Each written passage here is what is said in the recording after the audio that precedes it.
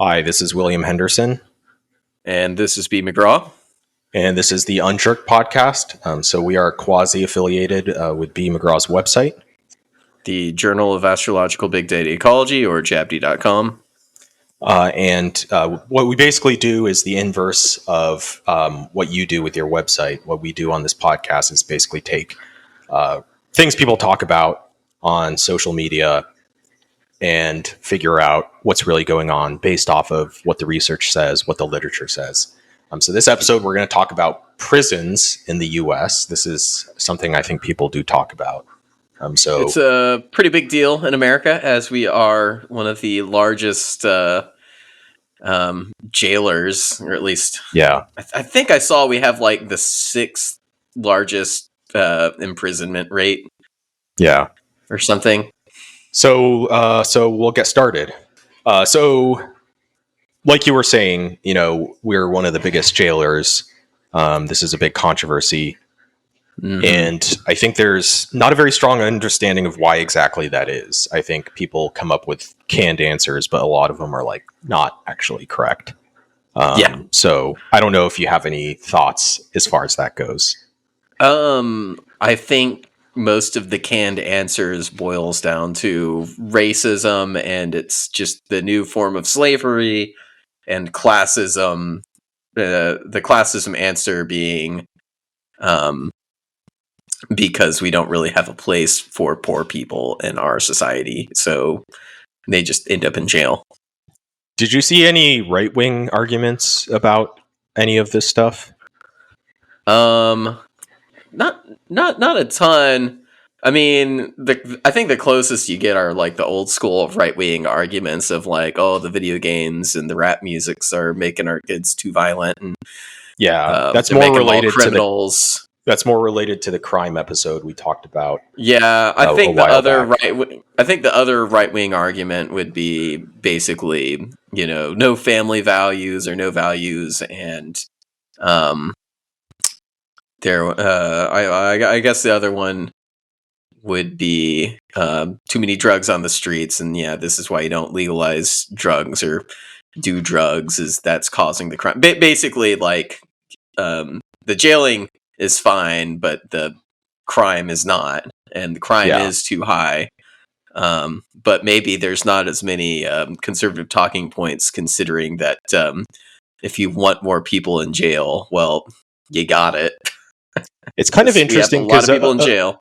A big sort of thing people talk about on the right is government tyranny, and the government coming. And typically they're talking about federal. Typically they're talking about federal agencies like the ATF or whatever.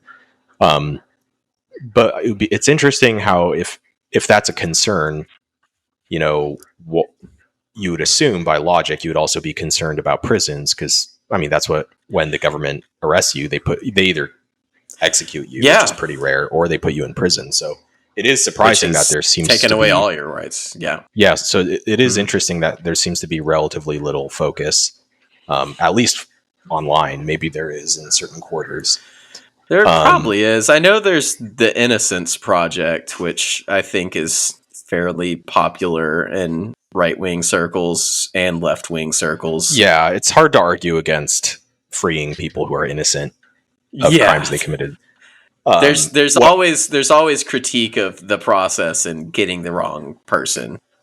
Yeah, I think so I'll find a source on this, but I think the actual rate of innocent people going to prison is obviously too high, but it's not that high.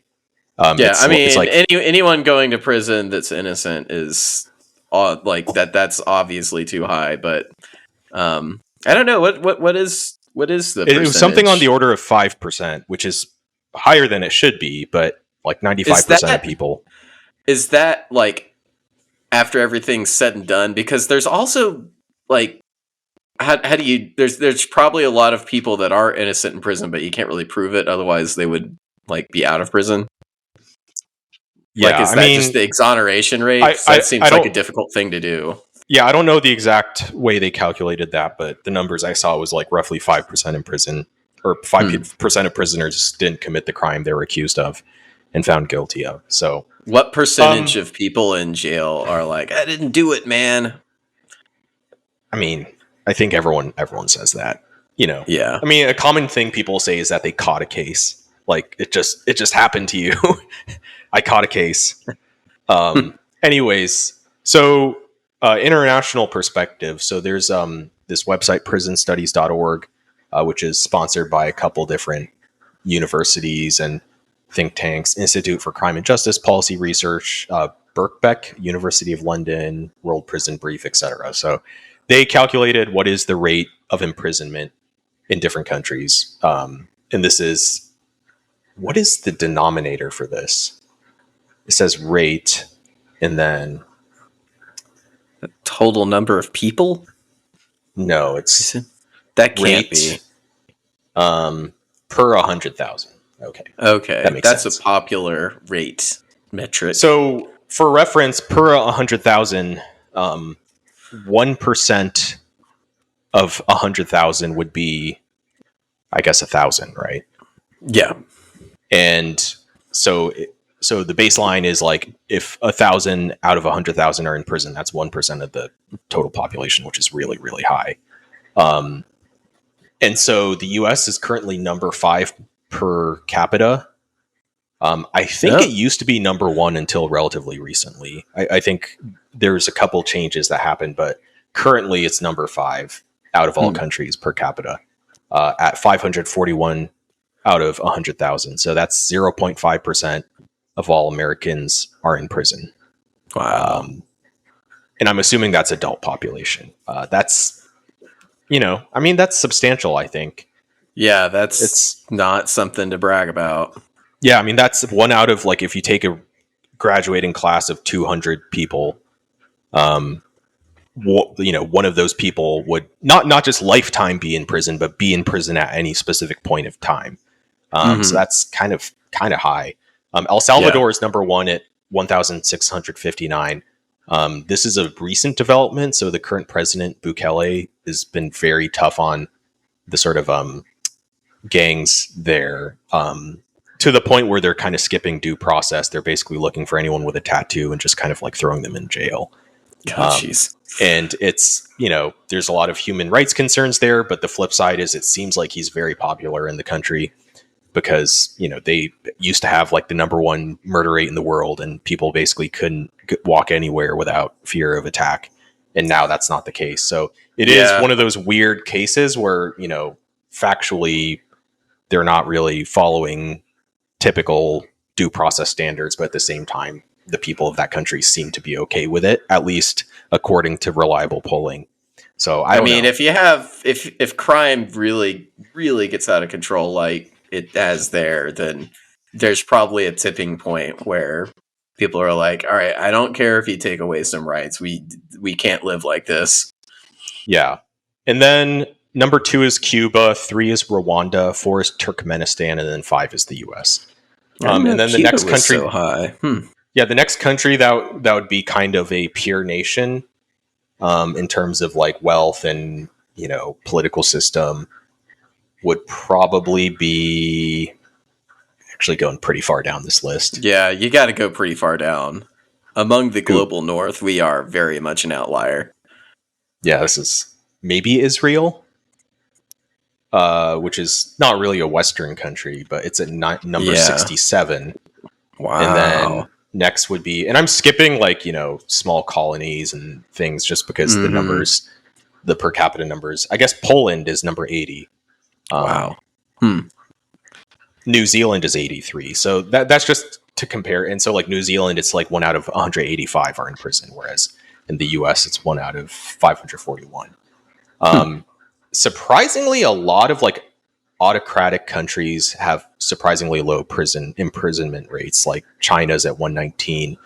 It's an authoritarian country. And so it seems like, assuming the statistics are accurate, that's actually quite counterintuitive. Because the sort of, common image is that authoritarian countries, achieve their ends by imprisoning a lot of people, but it seems like a lot of times they somehow get compliance without, I think the threat of imprisonment oftentimes, perhaps is enough. That's the argument that people use for the the threat of imprisonment here is like, oh yeah, these harsh sentences should deter people, and then it apparently does not. Yeah. I So, found a so I found a map. So the map is on Wikipedia, but it's based off of data from Our World in Data. But it's like a color shading of prison rates by country. And the US is a clear outlier here. When you look at per capita, Russia and Turkmenistan and Thailand, it looks like on this Thailand's map pretty are pretty high. high. Yeah. Um, Almost all of Latin America is like lower, sort of on the moderate spectrum. The middle of Africa is very, very low. Japan is very, very low. India and Pakistan are very, very low. Most of Europe is kind of slightly on the lower end. Oh man, I saw one of the funniest comments about India when I was looking through. Um, so I think there was like a deleted comment, and then the comment was like, "You're not wrong, but no disrespect meant. I follow news in India and globally in general, and it seems that given the amount of crime being reported, I could ask why India doesn't lock up more people." I mean, I don't think India has a super high crime rate. I know, I mean, maybe like petty crime, like, I don't know, Yeah, pickpocketing, but I don't think there's a very high murder rate there.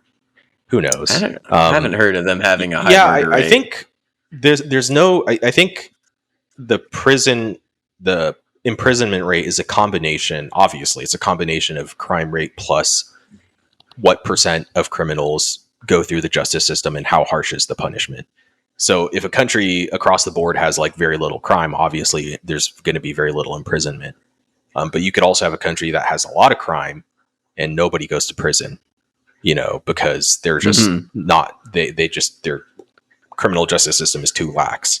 And that can lead to a high crime rate. And so it's kind of a difficult thing to tease out, but the US is quite an anomaly compared to peer nations in terms of like GDP and stuff like that. And like level of civil rights, level of, democracy, etc. And this is a very interesting. So there's a sort of think tank nonprofit called Prison Policy, the Prison Policy Initiative, and they kind of actually take a look at like where are the criminals in terms of, or not the criminals, the prisoners in terms of like where they're residing. Are they in state prisons, federal prisons, etc.? And essentially, so I calculated the percentages. So 56% of prisoners are in state prisons. 29% are in local jails. And the difference between a jail and a prison, I believe, is that jails are for pretrial detention. So jails are before you go to trial, and they're basically to detain people who are a flight risk. And so 28.9% are in local jails. I'm assuming that's mostly people who have not gone to trial yet. And then 10.95% are in federal prisons. So about 11% are in federal prisons or jails. And then 5.6% are others, like immigration detention, juvenile detention, etc. Do you have any thoughts about this? Nothing in particular. I'm surprised at how high the pretrial detention rate is in terms of like what percent of people, like basically more than 1/4 of all people who are incarcerated have not been convicted of a crime. They're basically awaiting trial, which is very high. That's surprising. Yeah. And also interesting to see how low the federal incarceration rate is. Basically like less than 10%. Most crimes would probably be at a state level, though, wouldn't they? Yeah, I would say so. I mean, there's not a lot of federal crimes. It's basically, immigration stuff, drug crimes, crossing state lines, maybe certain types of fraud, etc. Like most crimes that people understand as crimes are local ordinance or due to local ordinances and state laws and things of that nature. So I thought that was kind of interesting. And then the same source kind of goes over why do we have more incarceration, and they talk about some non-causes. So private prisons are not really a huge cause. They're 8%. That's something a lot of people blame. I Yeah, want to so say that was in most of the comments I read. Yeah, private prisons are 8% of all prisons. So 92% are government run. You could still say, that's not to say private prisons are okay or a good thing, because I think sometimes, because ideally, the way a private company works is that, well, the theory is that it makes a good product and people buy the good product. And so therefore there's an incentive to improve the product. But when you're talking about prisons, what is the product? What are they paid for? I mean, theoretically, for a public good, there's things like, there's the punishment angle. There's like keeping people safe, keeping people off the streets. But I'm guessing private prisons probably get paid based off. There's probably some correlation with the number of prisoners they have. I imagine larger private prisons probably get paid more by the government. And so that kind of brings into question, like, are you basically incentivized to like imprison more people? So there is it's an open question whether it's a good policy to have private prisons or not, but it's not what's driving the incarceration rate. That's interesting. Yeah, I wonder why. Well, I guess it makes a really nice story if it's like a classism argument to why there are so many people in prison. I was like, oh, it's because people are trying to make money off of it. It's the prison industrial complex. Yeah, the other thing is the prison labor angle, kind of what you're going off of. So prison labor exists and it's completely legal, basically. The 13th, I think, did the 13th Amendment ban slavery? Yeah, but it made the thing specifically like you makes could a carve still out. enslave. Yeah, it made the carve out for people who are in prison can still do slave labor. It literally says, like, I forgot the exact verbiage, but something like, with the exception of incarcerated people or something to that effect. And that's so, like, honestly one of the few things I think I would change about the Constitution. Yeah, like, take that carve out. The Constitution literally still allows for enslavement of prisoners, which is kind of morbid because, and also, like, what would stop, it kind of, there's a carve out where you can enslave a group of people as long as you can find a way to kind of put them in prison. That seems disturbing. But most prison labor is confined to in-prison services. So there's, doing the cooking and, cleaning laundry. The actual amount of prison labor that's used to support, like, let's say a company buys tables that are made in a prison or whatever. That's actually not super common compared to, like, most prison labor is for in-prison services. But the pay is just really, like, I heard they get paid like, $1 or $2 an hour. It's just like a really, I've always heard that. The sort of causes is like, so drug related offenses are about 20% of prisoners. So, I think a lot of people kind of act like the war on drugs is like the reason there's so many prisoners. It's a reason, but it's not like 80% of all people are in prison for drugs. Like it's like 20%. And also, like, I think there's I think there's a strong case to be made that incarcerating people for drug use might not be the best policy. That's an active debate people have. I think when it comes, I think that debate's starting to be won by the don't imprison people for doing drugs. Yeah. Well, the argument would be, should you treat these people as medical patients rather than criminals? When it comes to actual drug dealing, I think there's a much stronger case to be made to, prosecute people who sell drugs, because most drugs are dangerous to some degree, or else they wouldn't be classified as drugs, At least there are harder stuff, if anything. Yeah, there are certain, like with marijuana, there is a big question of, like, is it actually dangerous for you? Perhaps there's long-term, like, if you smoke marijuana for decades, that would probably cause lung issues. Because I know cigarettes can cause, lung issues. But I think Yeah, most, they've been having trouble studying that since it's been Schedule 1 for so long. But yeah, sounds like they're moving to not make it Schedule 1, and then maybe they can actually study it.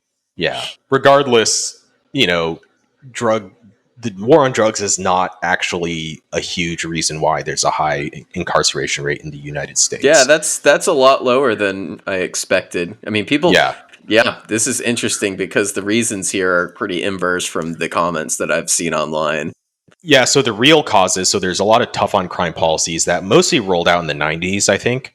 Or maybe the 80s and 90s. So there's mandatory minimums, 3-strike laws, etc. And I mean, the reason why these lead to more incarceration is just when if you look at the prison population as like the number, there's a number of prisoners and then there's a number of days they're in prison. And then when you kind of do the math, that you can like calculate on average how many people will be in a prison for any given period of time, right? And so let's say you take a bunch of people and they commit crimes and each one's in prison for like 2 years. And so there's going to be some overlap, but if you change that to like 50 years, for example, I mean, there's going to be a lot more overlap between all those people who commit crimes. I mean, does that make sense? Yeah. So like, it's just like the number of like prisoner hour or prisoner days divided by the number of prisoners or like whatever, the math is essentially that the longer prison sentences are, the more people end up being in prison at any one time, even if the number of people who commit the crimes is the same. And then we talked about in our crime episodes, which I think were episode 8 or 9, we said that research shows mandatory minimums do not deter crime. What does deter crime is increasing the chance of being arrested. So, having a larger police presence and actually being arrested, even if the actual punishment is like not that extreme, is much more effective of a deterrent than, a 5% chance of going to prison for 50 years.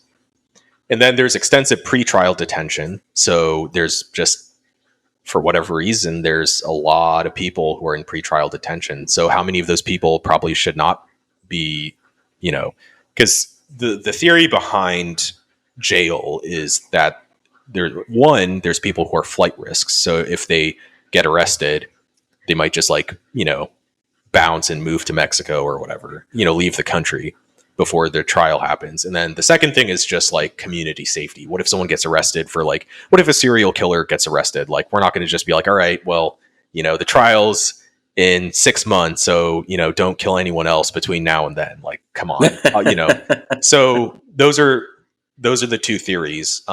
Currently there's a bail system, but it's basically cash bail. So you can post you could post a bond and basically say, hey, here's some, the judge will say, if you post a bond of like this amount of money, you don't have to be in pretrial detention. And a lot of people who cannot afford bond, they either will go to jail or they'll have to go to like a bond, bail bondsman, and they'll have to basically pay interest for this, bond essentially. So there is like it is kind of problematic because wealthier people are more easily able to post bond. So it seems to kind of target less wealthy people. Here's something I've always wondered. So we theoretically have a right to a speedy trial. Like, why aren't people ever up in arms over that if so many people are like in pre-trial detention? I feel like there's a strong culture in this country of just tough on crime in general. I think there's a perception of, if you commit a crime, well, you don't know for sure if someone committed a crime until they go through trial, but most people are convicted. And, I think prosecutors usually avoid having people go to trial unless they're sure like they can get a conviction. So most people in jail probably did commit a crime. And I think a lot of people are not sympathetic to criminals. Which is like on the one hand, I understand it because I think, crimes are bad. Most crime, killing people is bad, assaulting people is bad, stealing is bad. And so I think a lot of people just don't seem to have sympathy, even if there's there's the constitutional right to a speedy trial. But I just think there's not a lot of political appetite for the sort of rights of people going through the criminal justice system. It's just one of those things. But there was a pretty extreme story of a guy who went to Rikers Island for like 2 years, I think. And this is like an outlier example, but he went to Rikers Island for 2 years after he was arrested for stealing a backpack. And he was in jail for 2 years awaiting trial.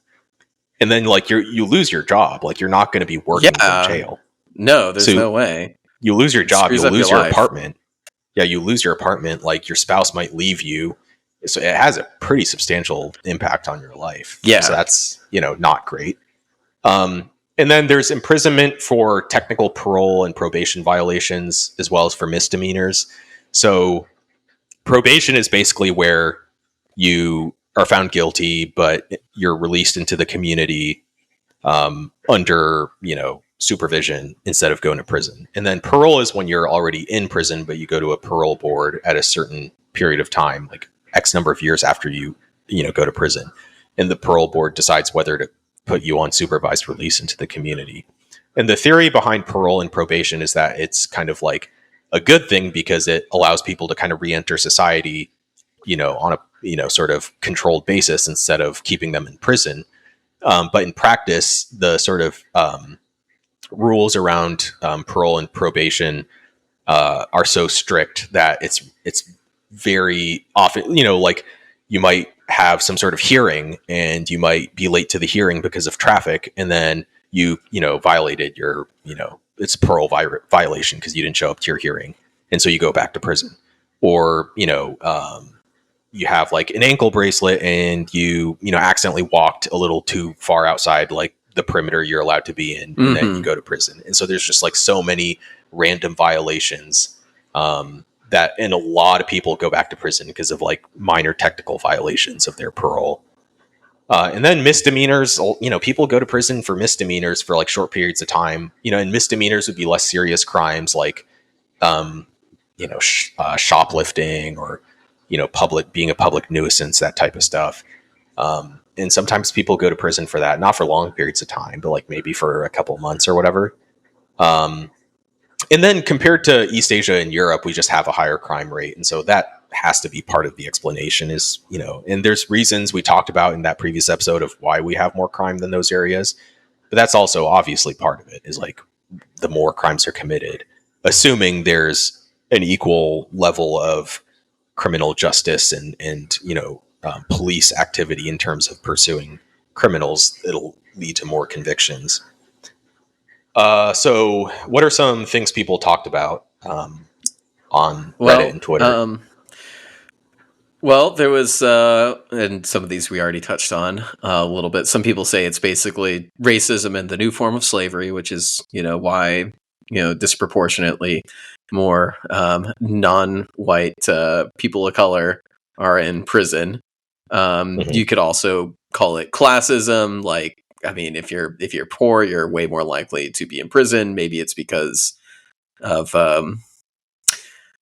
well, I think you'd probably be more likely to commit crimes if you're poor and there's income inequality. I think we covered that in the crime episode. Wasn't that one of the conclusions? Can't remember. It was inequality and a lot of, and we should do an episode on welfare because a lot of welfare programs actually do reduce crime. Yeah. Like things like food stamps and stuff. Yeah, because a lot of people are probably, committing crimes to get by if they can't get a job for one reason or another. There were tons of comments on the prison industrial complex, which you already were trying to debunk as maybe part of the problem, but doesn't seem to be causing any problems. People are saying, oh, it's a quota system and oh, it's all the free labor, but I guess people aren't really making money off of it, or at least not that much money off of it. One I saw, I mean, a lot of people were talking about the harsher sentences, but some were saying since the media sensationalizes crime, that perpetuates our tough on crime societal sentiment, which, makes no one talk about, oh, there's no right to a speedy trial and we have too many people in prison. No sympathy for the criminals. There's no social safety net, which is probably a problem with recidivism and people going back. Well, there is a social safety net, just perhaps not good enough. Yeah, right? not good enough of a social safety net. And then I laughed when I saw the comment chain on someone talking about, presumably someone was talking about how India has just as much crime, but has way less people in prison, and the response from maybe someone who is okay with how many people we have in prison here is, maybe y'all should be locking up more people if y'all want to deal with your crime, which I guess is the El Salvador take. But yeah, no, I think a lot of the comments were, or at least the comments that I think he just debunked, were around it's all a big conspiracy to get free labor out of people. And just oppressing the poor. Yeah, I think we'll talk about the racial statistics later. It's hard to. I didn't research it. To what degree is that just overt racism of police targeting minorities versus a lot of times it's just easier. It's easier to arrest poor people because they can't afford good lawyers and they'll probably just plead guilty. I mean, Yeah. it's messed up. But for example, drug use. A lot of college students at wealthy universities do drugs. They never get arrested. It never happens. When was the last time someone at Princeton got arrested for I don't know, doing party drugs or whatever? It never happens. I don't know. And also a lot of certain, high pressure white collar industries big law and finance and stuff, at least the stereotype is that there's a lot of use of uppers like cocaine and stuff. And those people never get arrested. When was the last time a banker went to prison for doing coke? Never.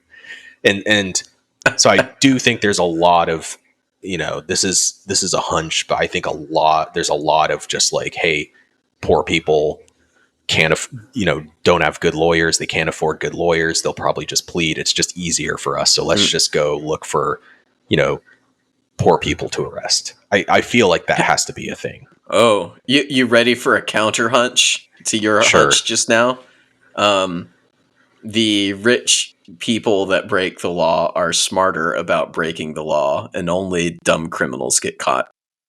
I mean, that might be the case. It is true based off the crime episode we discussed. So things like murder happen much less frequently among wealthier cohorts. You don't really have the whole American Psycho thing. That's not very common.